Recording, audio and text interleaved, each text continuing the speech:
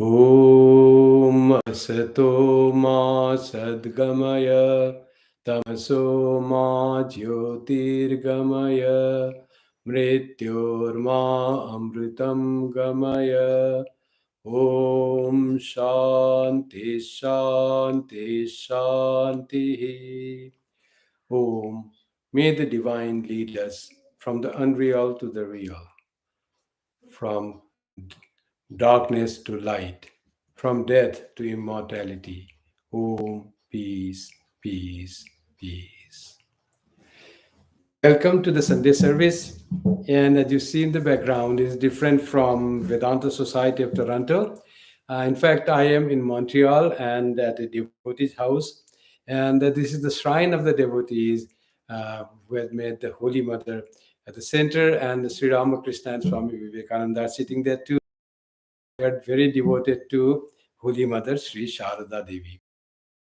Allowed to give the talk from there. So thanks to the devotee of Montreal. And today's talk is on harmony through Vedanta.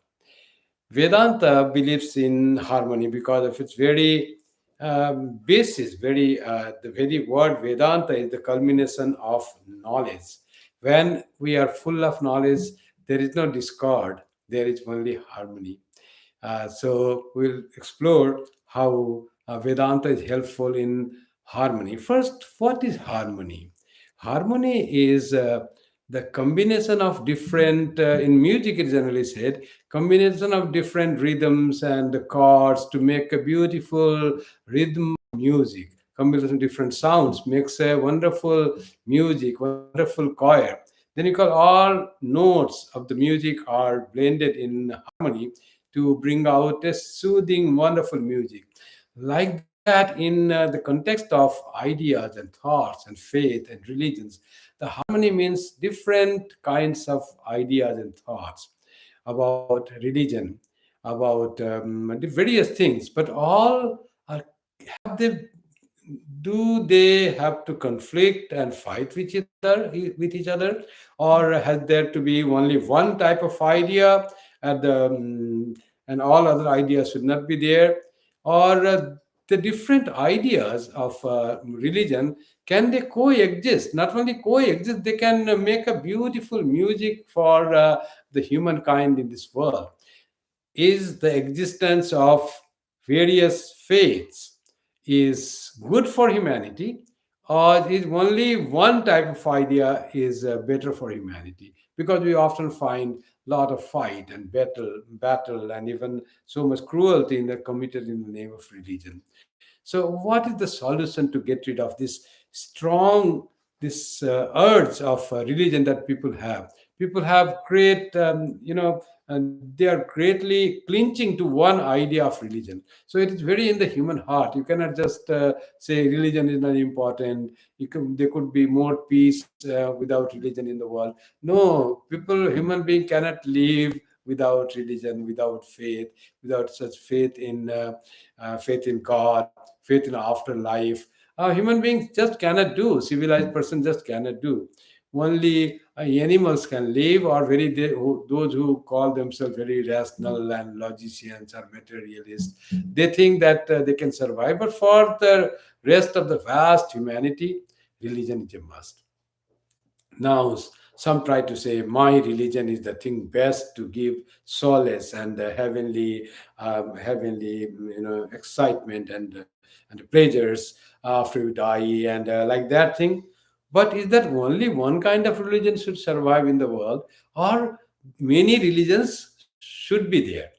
Is be, Having the many religions in the world is a reason for conflict of and fight and war, battle and wars, or there is something else for that?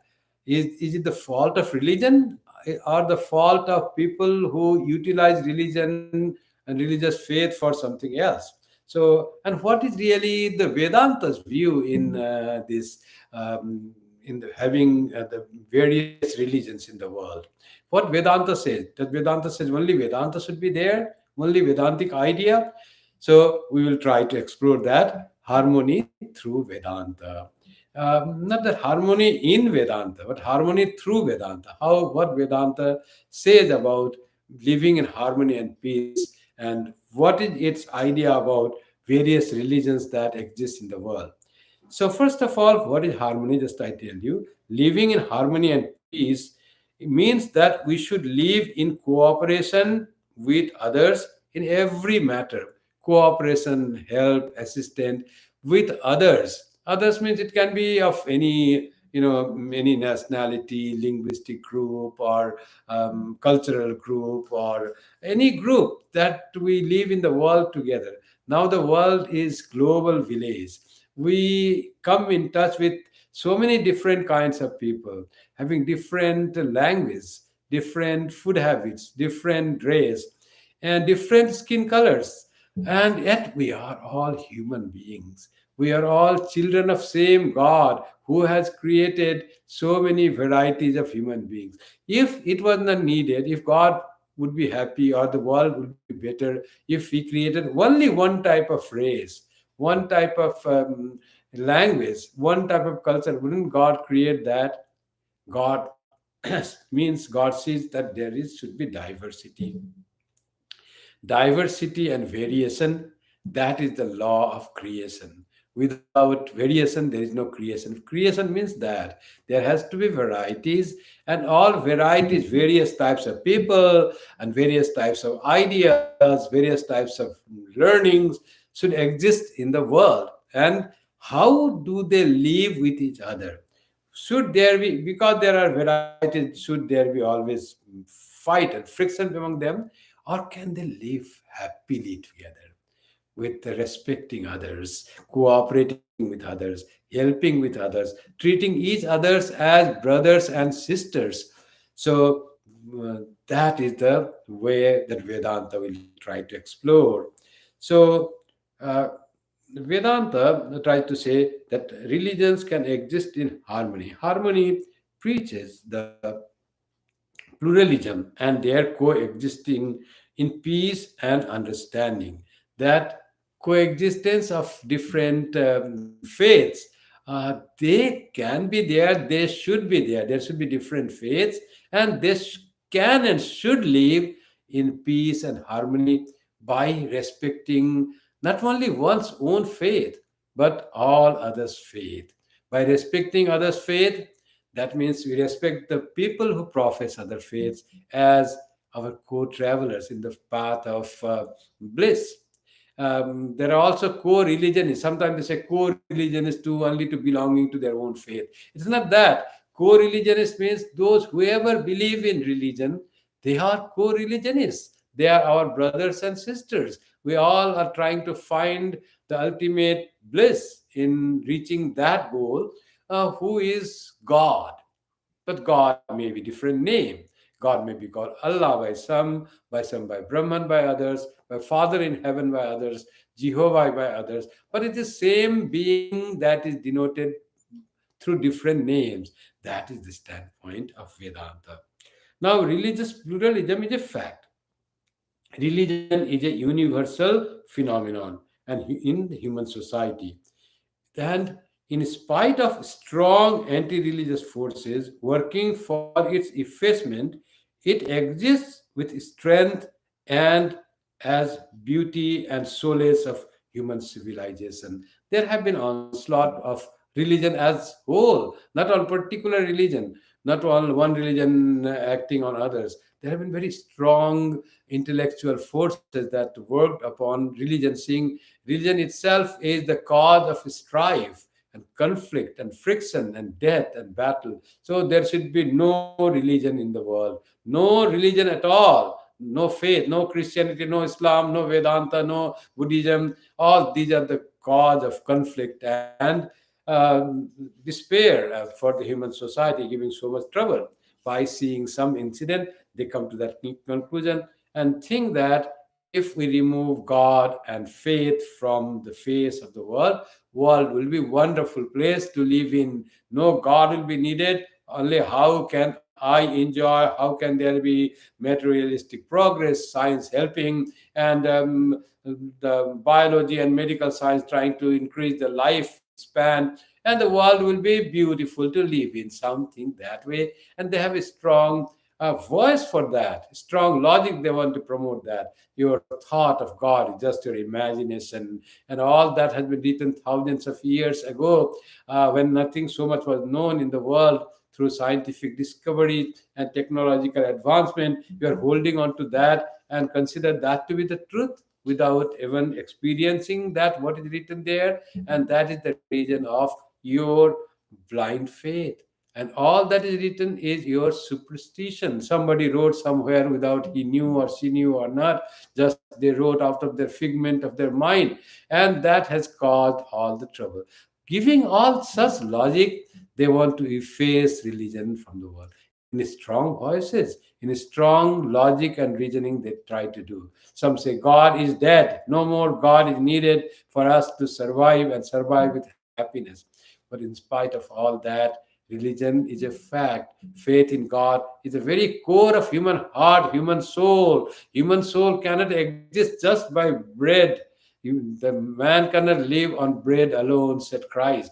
You cannot just live on bread. We need some faith, some trust, some supernatural, super extraterrestrial being, or some the being that has created this world, whom we call God, and which every religion thinks it exists as the reality. It is the ultimate existence. When there is no world and there is no creation, there God exists. God is the creator of this changing phenomenon called this universe, and God is unchanging phenomenon, unchanging reality. That is the idea about God. They might have different ideas of God. God is benevolent, very loving, just, and He just wants our love and prayers. He wants us to live according to the rules that He has set and is mentioned in the scriptures of Quran or Bible or Vedas or Tripitaka or Jenda Vesta, or any of in the Torah. In that it is already mentioned how a human being should lead their life, and if you follow this, you will lead a happy life. You will live happily in this world, very blissful life, and then you will not be afraid of death. After death also, you will go to heaven. That's what they say. Going to heaven means don't be afraid of death. You will go to the place, you will exist even after death. There is existence.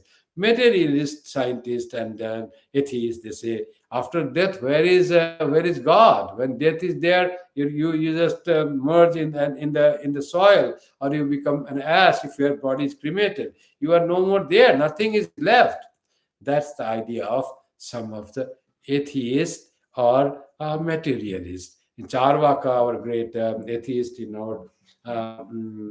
from very ancient times, the Hindus, there was one sect of atheists. It's not only modern time you find like some people atheists, but atheism existed in India with great belief, and they were heard. The Charvakas, they were called Charvakas, materialists, and they said that enjoy this world.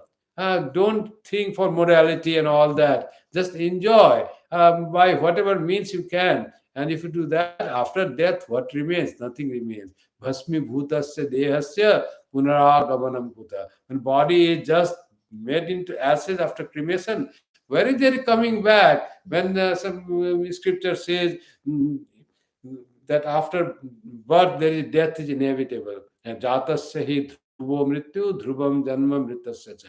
If we are born, death is inevitable. If we are dead, birth is inevitable. So that type of thought they deny.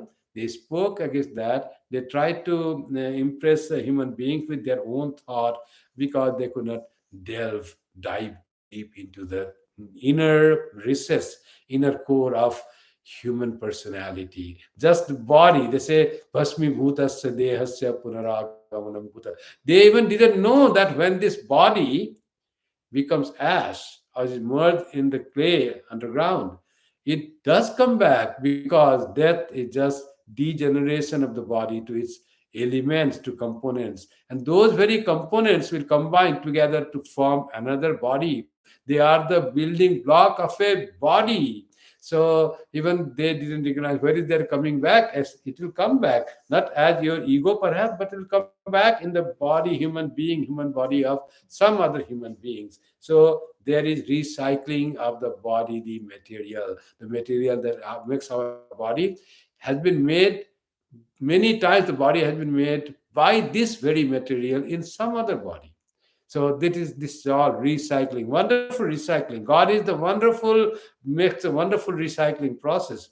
So that has been thought, this material thought is not new one, that has been there, but the society cannot live on such thought. It hankers to believe on some permanence, some being that is there, that they are aligned to that, they are closely connected to that permanent being. They know, thinking deeply, that this body doesn't last long. Hardly maximum in our Vedanta, they say 100 years is the given time to you. That is the time allotted to you by God. Now utilize this time for the service of your fellow human beings and for the service of God. And then after the time comes, give up this body, get a new body. Hmm. Vasangsi jirnani yatha vihaya navani grihnati naroparani तथा शरीराणि विहाय जीर्णानि अन्यानि samyati navani dehi. As the old garment is thrown away, like that old decrepit body is thrown away. And as the new garment one buys and wears of the old is thrown away, like the new body one gets. It doesn't have to even buy, it's all made into the plan. All is free. God has made it free to get a new young body in which you will live, use it, and make it old, and then throw again new body will be given free to you. Of course, to say free is not really the thing. You, to earn a really good body and good life, you have to do something in the world. Lead a life as prescribed in the scriptures, a moral life, a life of help and friendliness to all, a life of service and dedication, a life of purity, a life of self-control. If you could pay these things in life, you get a better body. If you pay more money, you get a better car, isn't it? Your old car is gone. Like that, you do something in this life to earn a better body and better life in the next life, when you are traveling from ignorance to truth. That ignorance is I am this existence. The truth is my real existence, my real nature is I am the Atman, that ever present, never dying, immortal, infinite being, ever blissful being, not affected by the surroundings of this world. That being I am. Until we realize that, we'll be given chance again and again to come again and again. That's how the religions want to say. All religions believe in at least two things. All religions believe in ultimate reality. That is God. Ultimate reality, God. In this context, what about Buddhism, who is one religion? They don't believe in God, but they believe in a stage called nirvana, a stage of blissful culmination of and a culmination of the self and cessation of all desires and the attainment of the bliss of nirvana.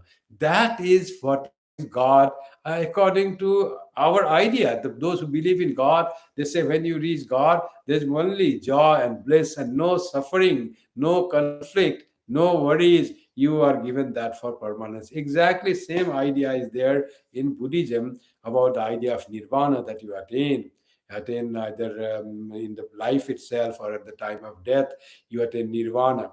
And in that state, there is no conflict, samsara is not there, there's no suffering, there's no desire. So that blissful state is called nirvana. So in that way, you can say that is God as we think God. So in that way, every religion believes in God, Allah, Father in heaven, Jehovah, all that is the same stage. That is the blissful being, ultimate being, supreme reality that is ever present, and that God is the creator of this world. This world's basis or the source is that supreme reality. Vedanta calls it Brahman. Brahman is vast, infinite. That infinity, that infinite consciousness is the cause of this world, material world that we see. From that it has come, and this our existence has come from that, and it will finally merge in that, and that is blissful. That Brahman is Sat Chit Ananda Swarupa. In that there is that is the ultimate reality, ever existing, never changing, and that is the pure knowledge, pure consciousness, and that is supreme bliss.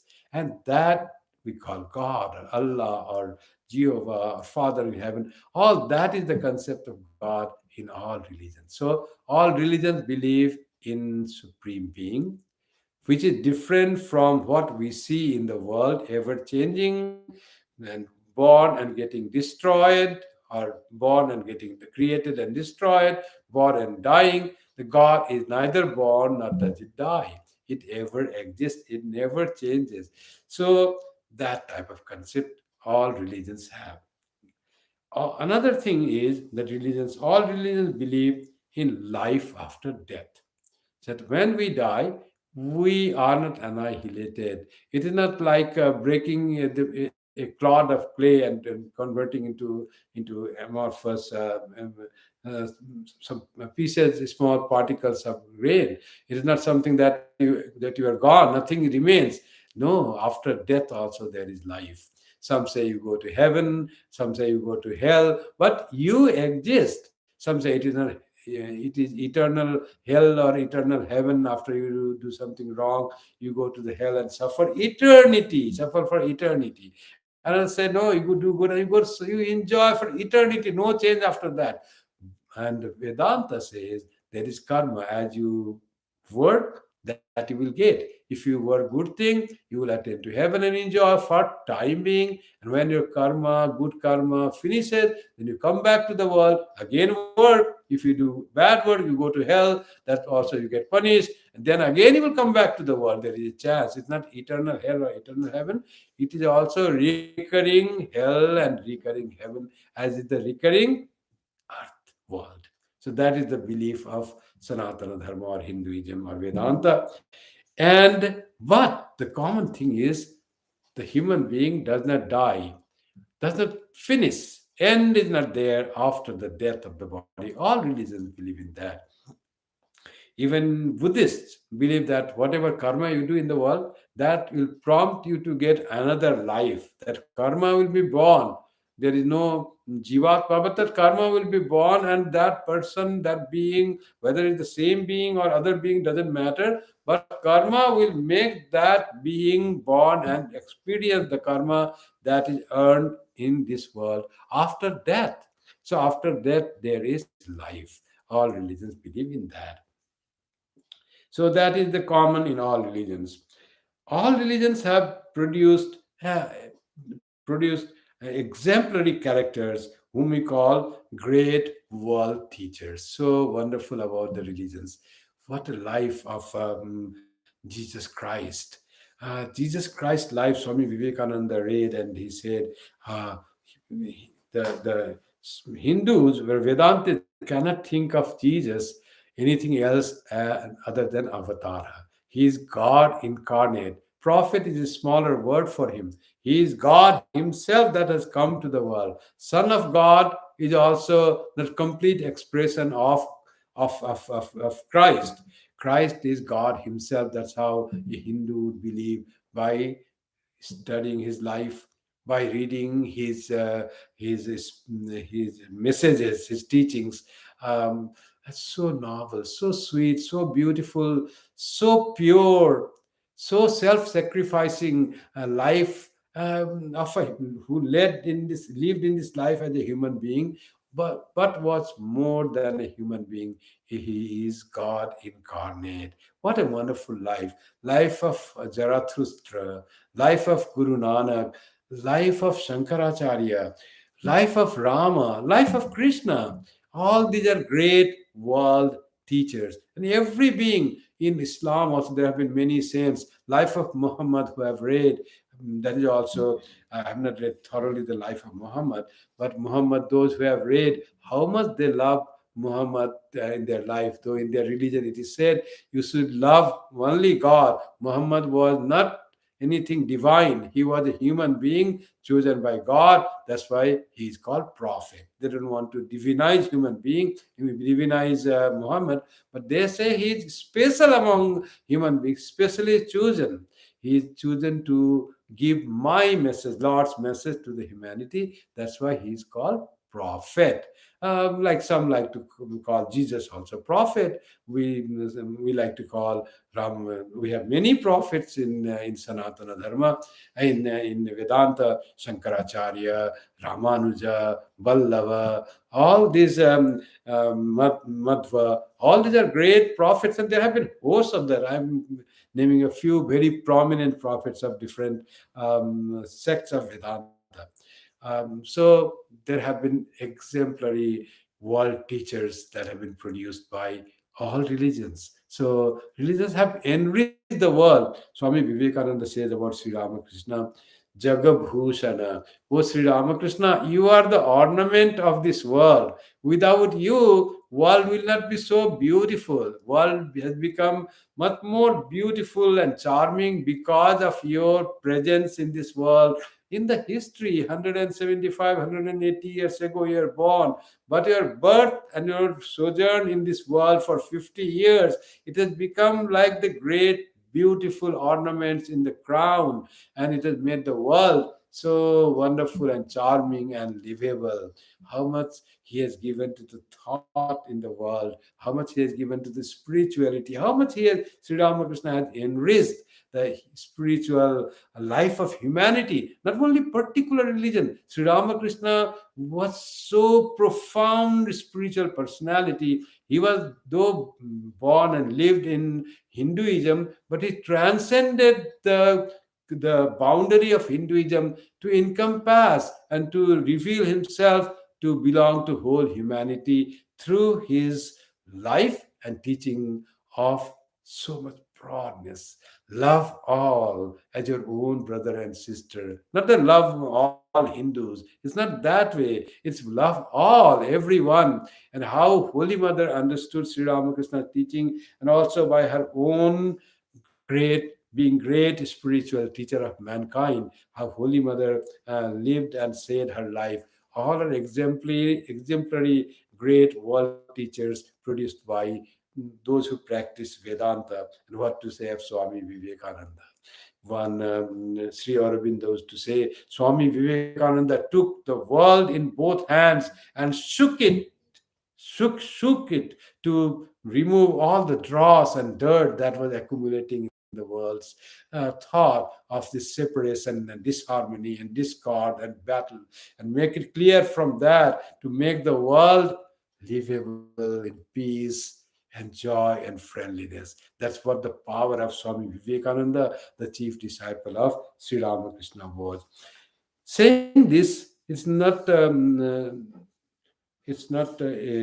fiction that there have been discord and disharmony in religions in the past.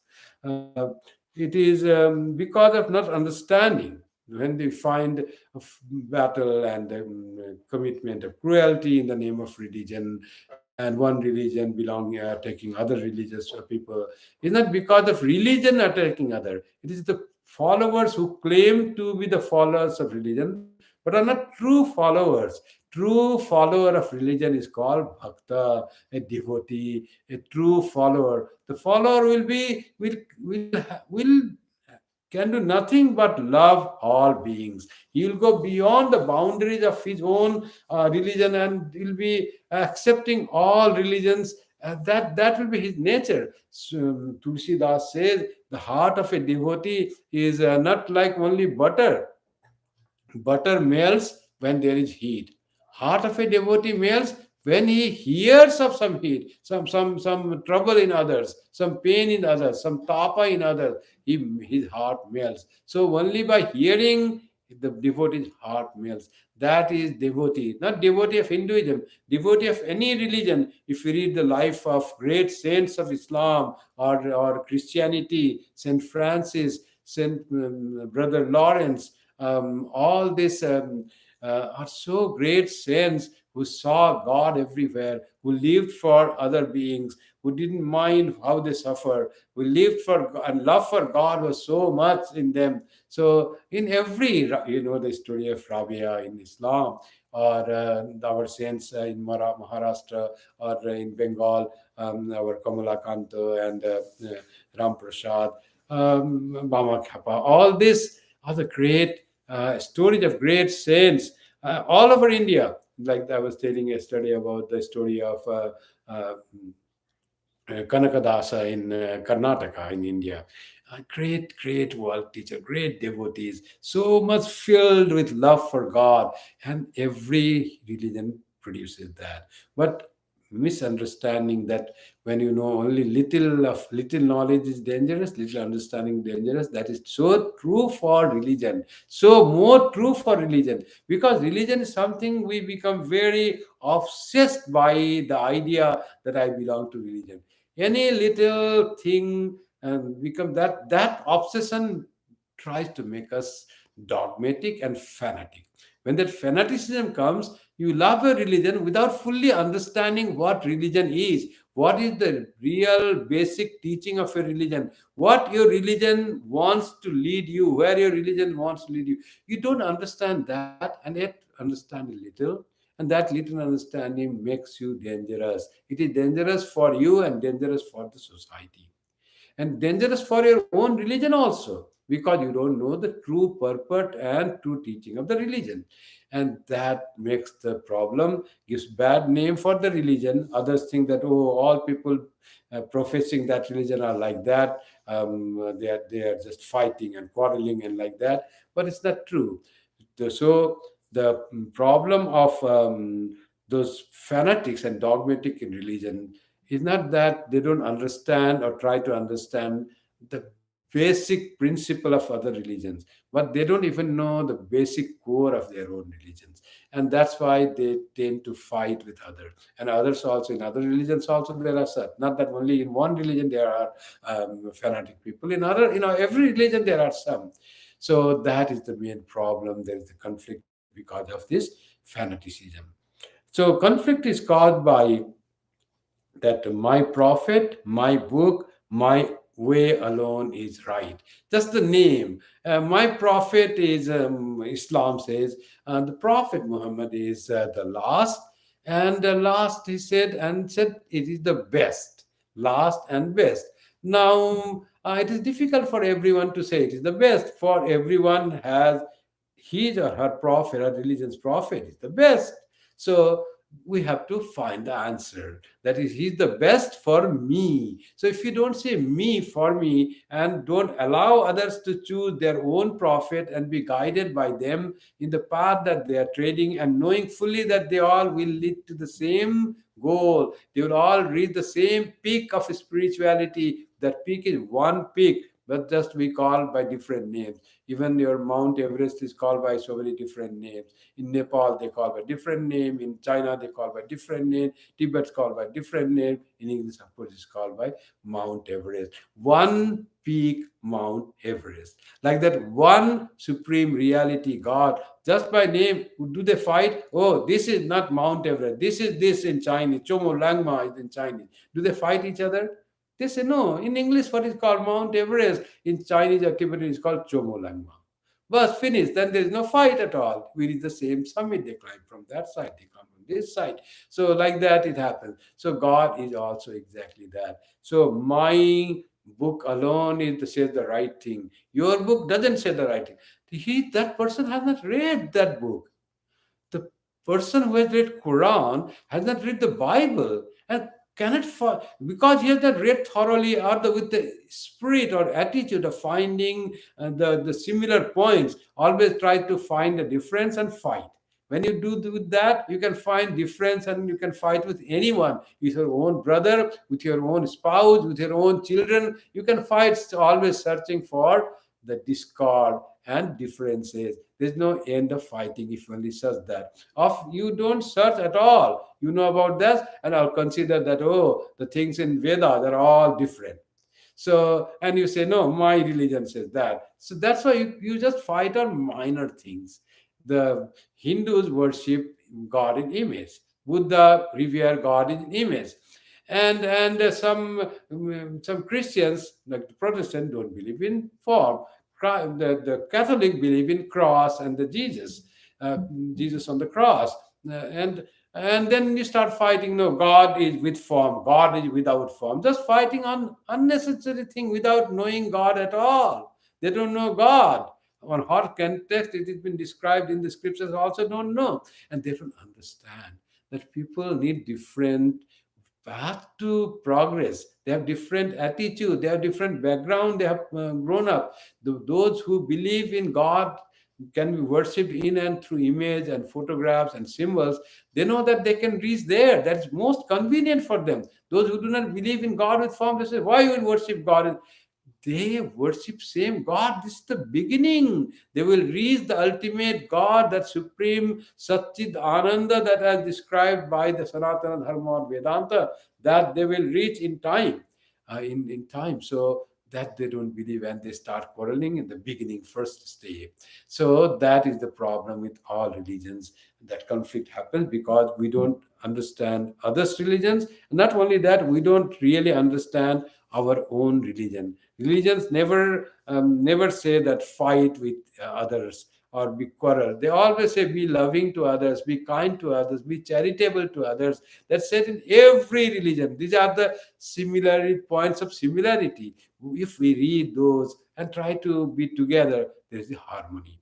That's what Christianity also says, the historical figure, Jesus Christ. If you accept him as the Savior, you will go to heaven. Otherwise, you are doomed to eternal hell. If that type of thing is said, then it's difficult. All will not worship except Jesus, because they are born in different place, different time, they have different tradition, and then every humanity you see, they will go to hell. So those who do not accept Jesus as the Savior, then Islam says if you don't accept Muhammad as the last and best prophet and accept Allah as God, you will go to hell. Like that thing, there is discordant and there is conflict happens that way. So we have to go beyond that. The Vedanta says that what Jesus said, I am the way and the light, follow me.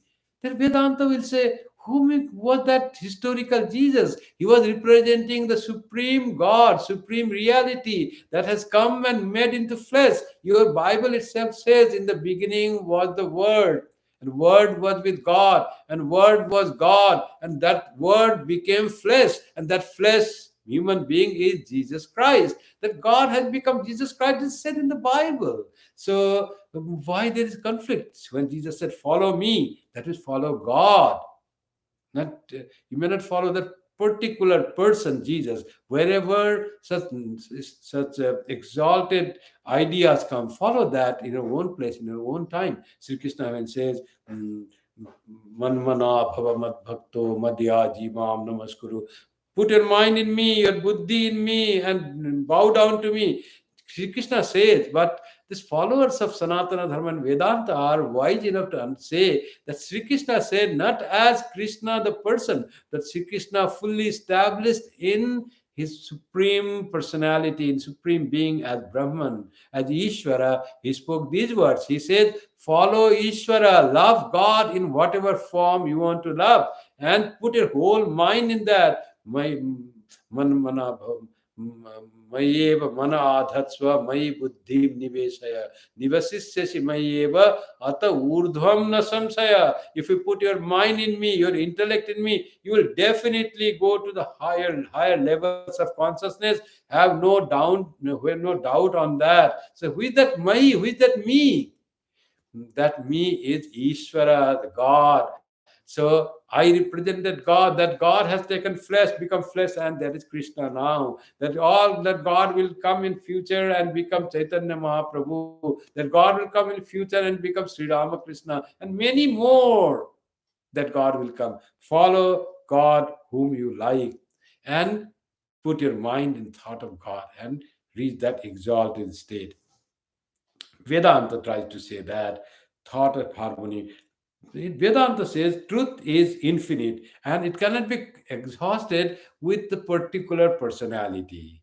The truth is so infinite that it cannot exhaust. Sri Ramakrishna or Sri Krishna or Rama, they all are the manifestation of that Supreme Personality. But the only form of Sri Ramakrishna cannot exhaust the whole what the truth is. So, like that, truth is infinite, and I can try to touch that truth, understand that truth, love that reality by loving Sri Ramakrishna or Krishna or Kali or Durga or Shiva or Jesus. Anyone I love and admire and follow, I am going towards that supreme reality.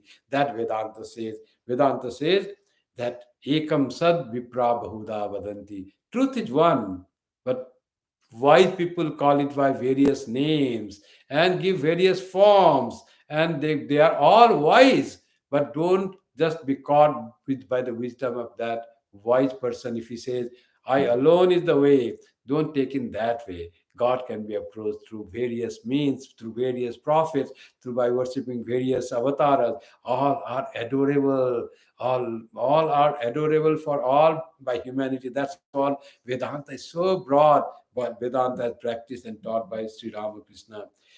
Sri Ramakrishna gave the example of how this God is inexhaustible, and you cannot exhaust by your thought. It is beyond your mind. He said, one ant went to catch sugar and found a huge hill of sugar and caught only one grain and came back thinking, next time when I come, I'll take the whole sugar hill with me. Can an ant take the whole sugar hill? No, with one grain it is satisfied. That grain represents the what that sugar hill is made. So God is that infinite. Every incarnation and prophet represents that sugar hill of God. And we are happy and satisfied by worshipping our own avatara or Ishta or prophet, following that prophet, following our book. And that is leading us to God. I follow my path, my book. You follow, besides sitting beside me, your book. You worship in your own way. What a beautiful way to worship. Some worship God with flower and the incense. Some worship by waving candle and lighting a candle. Some other by praying with the both hands up and sit facing towards west, and some towards sun. Some like that. So beautiful way. This whole humanity with so many faiths and religions. What a wonderful thing if we just could live in harmony and accept each other. Hinduism said it is the God is avang manasa gocharam, ultimate reality. You cannot describe, it cannot be described even by the scriptures what God really is. That is beyond the mind of a person. It cannot be thought of, and it cannot be avang manasa gocharam. That sound, that speech cannot describe it, mind cannot reach it. That is the supreme reality. Whatever our mind tries to think and speech tries to explain falls much shorter than what a supreme reality is. But that alone is the possibility we can do. That's why whatever is spoken in the Shastras, we accept that. But whatever this suits to our reasoning and logic, yes, this is true. Swami Vivekananda says, just don't accept what the scriptures say. First, you see that is logical and reasonable and suits to your reasoning. You feel that it is true. Accept that what you understand it is true. Once some devotees came to Sri Ramakrishna, and Sri Ramakrishna was explaining something. His friend said, accept, why are you arguing? Accept whatever he says. Sri Ramakrishna says, what? Accepting without being convinced? Because there is no acceptance. When he says, okay, okay, okay, that is not acceptance. True acceptance is only through conviction. And whatever you are convinced in the scripture, accept that. So that becomes real following of the scripture. This Vedanta, how you can reach harmony through Vedanta. The Vedanta can be practiced by all, whatever thought. Vedanta is very non-denominational. As we say, you don't say that you have to worship God in image in Vedanta. Vedanta says you can worship God in image, you can worship formless God. Vedanta doesn't say God has to worship only this way. Whatever way you feel God, you worship in that. How inclusive is Vedanta? So Vedantas, through Vedanta, we can really practice harmony and live in harmony, and we need to live in harmony. In fact, Toynbee was a great historian. British historian, but the world historian. His book on world history in many volumes are there. He said, if about our growing civilization, he was also very much worried for the new civilization coming, this conflict and wars and battles and new this weapons of mass destruction coming. So he said that for human civilization to survive, two things are necessary. He said one is they must practice non-violence as practiced by Buddha and Gandhi, and also they should practice harmony of religions as lived and practiced by Sri Ramakrishna. These two things he said. So, if you live in harmony with all religions, then only humanity will survive. And that is the way when we can live in peace and joy in this world, by living in harmony with the people of all ideas, thoughts, race, and nationality, skin color, and culture, and religions and faith. But we can all live together, and we must live together. There's no other way, and make this world one beautiful place to live, wonderful place where various thoughts and ideas they come. That's why Vedanta has no problem with living with even atheists, those who says God is not there. They say this is your idea that there is no God. But I know if you could really dive deep into the core of inquiry whether there is God or not, as Nachiketa had that when he went to Yama, whether there is God or not, please tell me.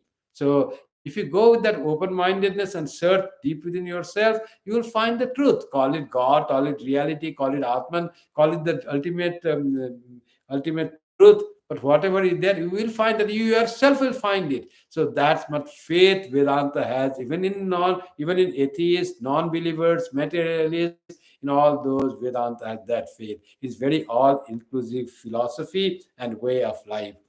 Sri Ramakrishna, the Vedanta says respect all, whether they belong to any other varieties. Respect the varieties as the essential course of creation. Creation exists because there is variety in appearance and variety in thought. Creation means variation. Otherwise, there is no creation. So accept that. So, and it says Sri Ramakrishna, how he practiced Vedanta, and how he said, how he talked about the harmony of different religions.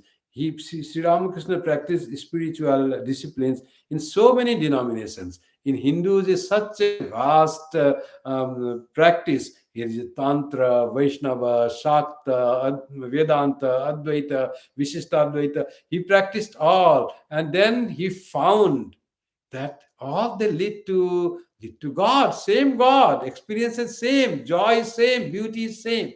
Now after that he said, what about the people that practice Islam? So many are there in the Indian subcontinent, in undivided India. There were so many Muslims, and he said, how do they worship? Is Allah is different from Mother Ma Kali? Then he practiced Islam. In 3 days of his practicing Islam with all sincerity, he dressed up like a Muslim, he ate like Muslim, he removed all the photographs from his room. He never, 3 days, he never visited the Kali temple, never worshipped the image. He used to read namaz 5 times a day. And after that intense practice of Islam for 3 days, he realized that Islam also is the way to lead to the God, same God in the whatever way the Islam preaches, but it will lead to our beatitude. So after all his practice Islam, he said how the people, Christians, they worship God, and it was open to him. One church revealed there is a church. Many people are seated there. One priest is reading Bible, and Jesus emblem is there. The cross is hung there.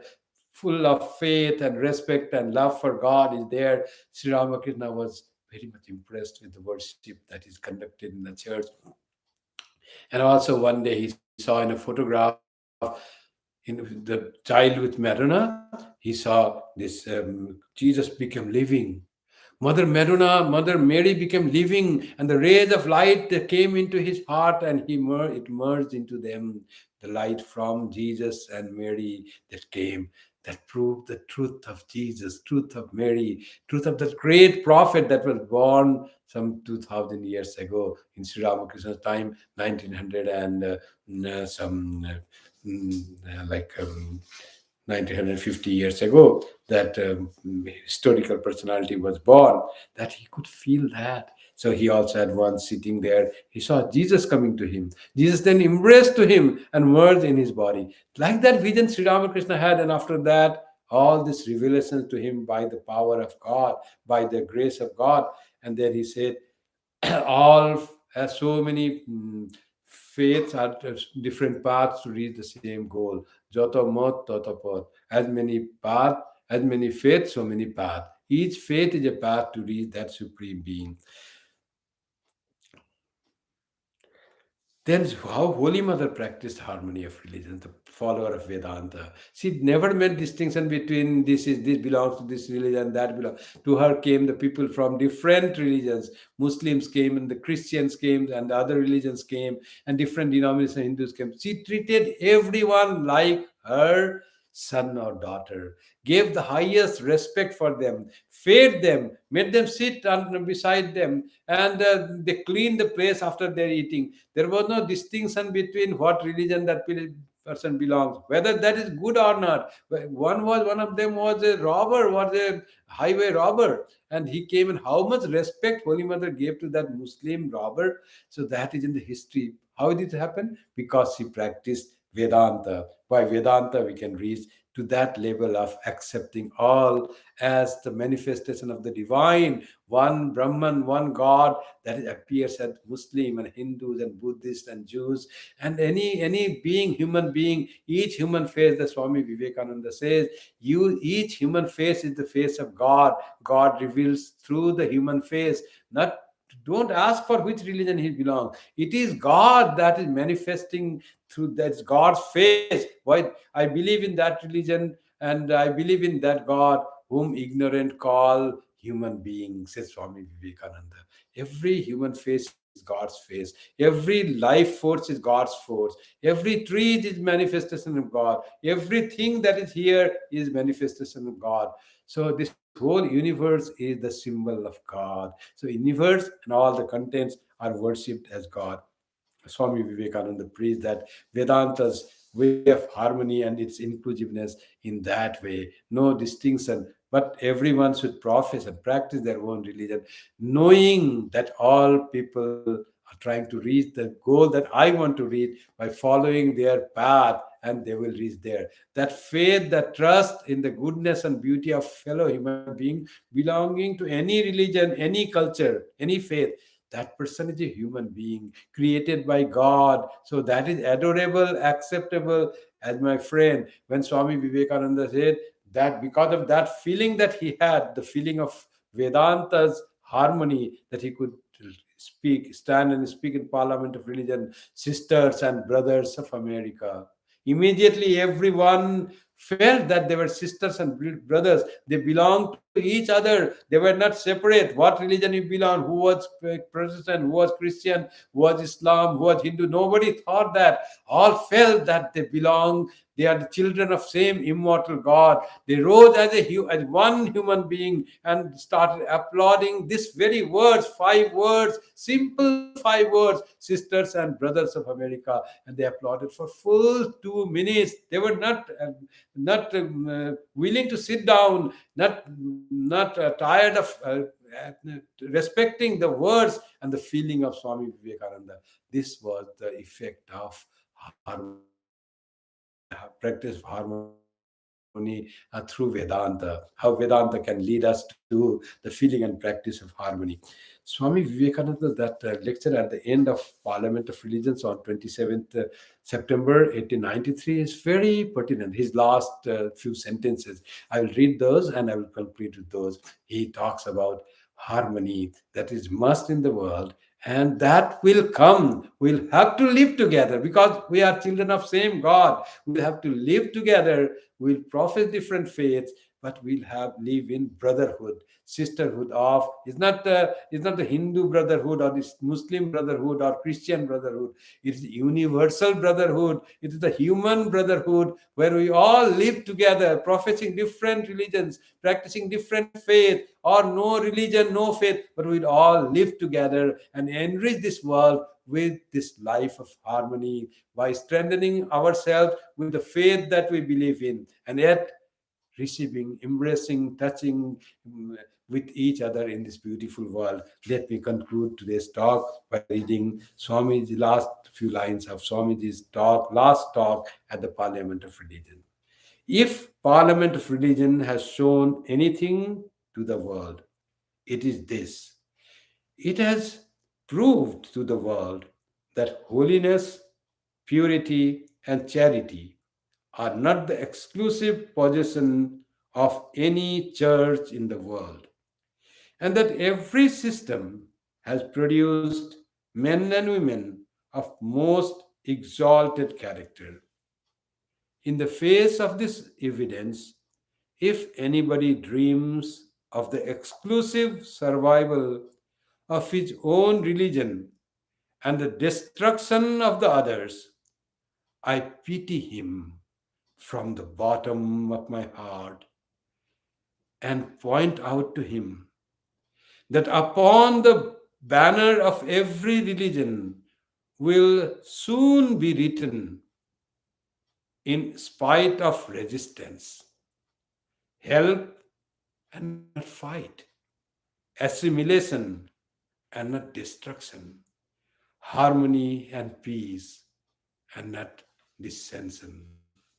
This is the message of harmony that comes from Vedanta, and trust that that day will come. In every banner of the world of religions, there will be written this message in spite of, we call them, sorry, hmm.